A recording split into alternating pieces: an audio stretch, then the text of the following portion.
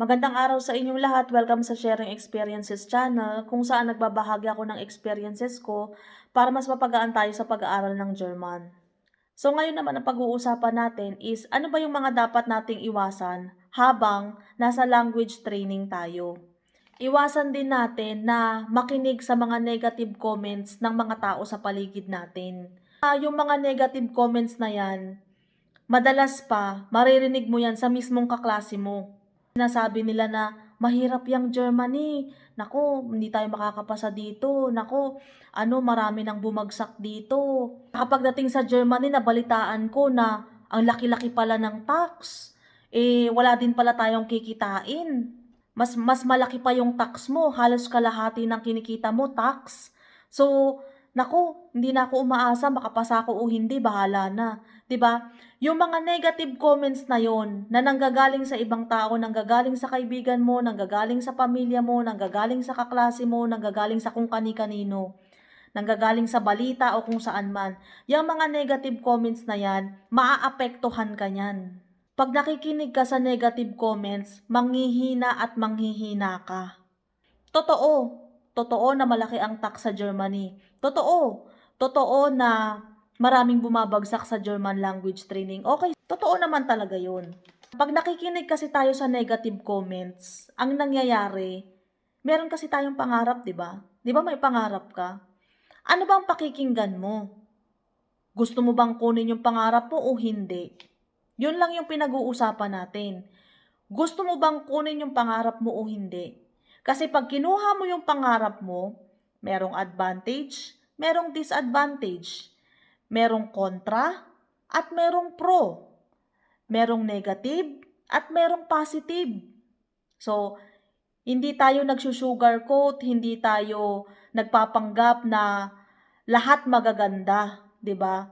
Pero ang tanong lang diyan, ano ba yung gusto mo? Ano ba yung pangarap mo? Gusto mo ba na pumunta ng Germany o hindi? Kung pupunta ka ng Germany, kailangan handa ka, kailangan ready ka. May dadatnan kang positive, may dadatnan kang negative, may dadatnan kang kontra, may dadatnan kang pro. Meron kang dadatnan na advantage at meron ka ding dadatnan na disadvantage, 'di ba? Iwasan nating makinig sa mga negatibong tao kasi meron kang pangarap, 'di ba? Nakinig ka sa negatibong tao na hindi pa niya natutupad yung pangarap niya, na hindi pa niya nakukuha yung pangarap niya, na yung pangarap niya wala siyang ginagawang effort. Tapos nag-isip na kagad siya ng pangit. Sa palagay mo, pag nakinig ka sa kanya, sa palagay mo makukuha mo yung pangarap mo o hindi?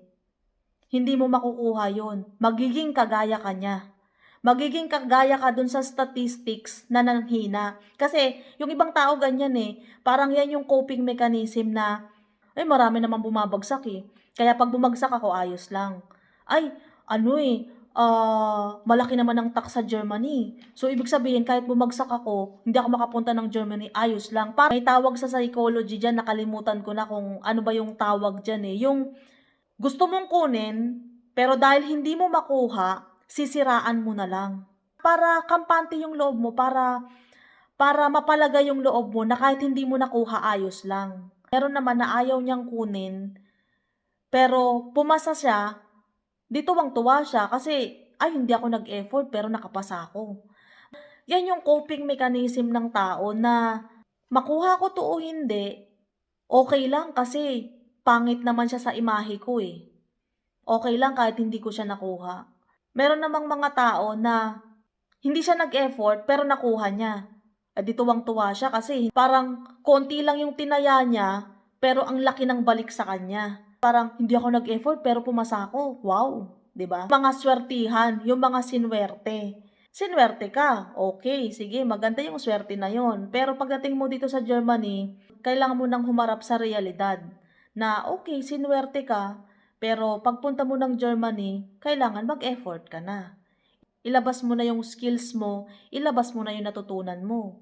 Pwedeng nakapasa ka, hindi ka nag-e-effort, pero sa Germany, kailangan mo na mag-effort. Iwasan din natin na sumama sa mga bad influence na mga tao. So, pag sinabi nating bad influence, 'di ba may goal ka, kaya pupunta ka sa Germany, kaya mag-aaral ka ng German language training. So, meron kang goal. Ano yung sinasabi nating bad influence, 'di ba, na mga tao na uudyukan ka. Relax-relax lang, banjing-banjing lang, chill-chill lang tayo, petiks-petiks lang tayo, easy-easy lang tayo. Kasi, okay lang, pumasa ako o hindi, kahit anong gawin ko ayos lang. Sasahod ako after this month, iwawaldas ko yun kahit saan. Sustentado, sustentado ni nanay at tatay, sustentado ni ate at kuya, sustentado, mayaman ang angkan, mayaman ang pamilya. So, ibig sabihin, pumapasok sila sa eskuwela ng idea nila na pumasa ako o hindi, okay lang. Sustentado ako ni nanay at tatay ko, suportado ko ng nanay at tatay ko, 'di ba? Yung gano'n na mindset, 'di ba? Yung iba nag-e-effort, yung iba, yun nga hindi nag-e-effort kasi nga may nakasuporta. Mas marami ang pabanjing-banjing, pa-easy-easy, walang iniintindi at walang responsibilidad. Ibig sabihin, try-try lang, 'di ba? Try-try lang, i-try ko. Kung makapasa ako, ayos. Kung hindi ako makapasa, ayos lang. 'Di ba? Umiwas ka dun sa mga taong iimpluwensya sa'yo na pa-petiks-petiks lang, na pa-easy-easy lang. Kasi meron kang gustong i-achieve, meron kang pangarap, 'di ba? Bakit sasama ka dun sa pa-easy-easy lang? Kaya nga sabi ko sa inyo, umiwas kayo sa mga bad influence kasi nga talagang ano kasi yan, yung malaki ang hatak ng marami. Malaki ang hatak ng marami. At 'pag hindi ka sumama dun sa marami na yun, ibubully ka nila.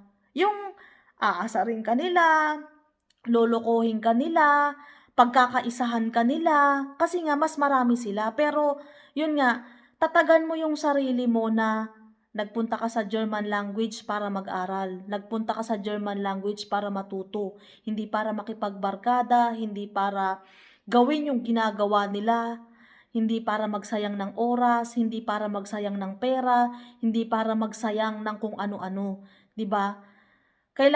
Basta kailangan yung mamili ng mga kasama nyo. Kung makahanap kayo ng kasama na kapareha nyo na gustong mag-aral, na hindi nagsasayang ng oras, hindi pa banjing-banjing, hindi pa petiks-petiks, samahan nyo yun.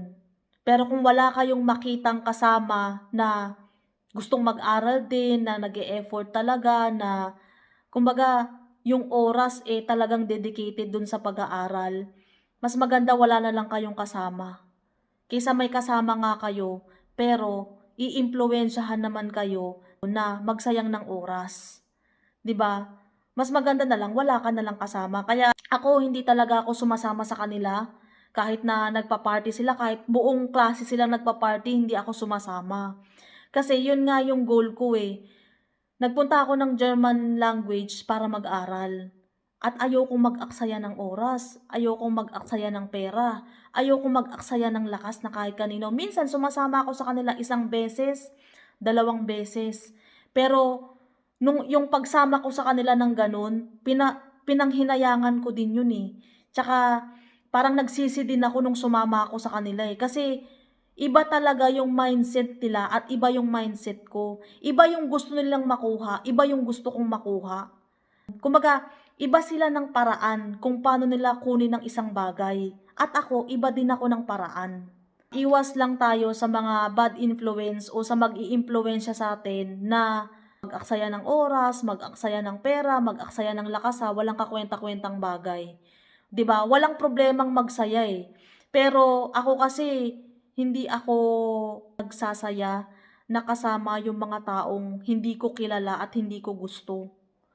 Ako kasi hindi ako masaya kapag ang kasama kong mga tao is hindi ko gusto at hindi rin ako gusto. So, 'di ba parang nag-aksaya lang ako ng oras, parang gano'n. Parang napagod lang ako sa wala. So ako, iba ako kung paano ko i-define ang saya. Hindi saya yung basta kung sino-sino lang yung kasama mo. Basta marami kayo, walang problema, lahat kayo masaya. Hindi hindi yun saya para sa akin. Ang definition ko ng kasiyahan is yung mga gusto kong tao, yung mga kilala kong tao, yung mga tao na gusto ako is magkakasama kami. 'Di baling 2 lang sila, 3 lang sila, enough na yun. Hindi ko kailangan ng maraming-maraming tao para sabihin na masaya ako. So yun lang, maraming maraming salamat sa panonood. Ingat kayo palagi. God bless. See you dito sa Germany at sa mga nakapasa na welcome sa Germany. Tschüss!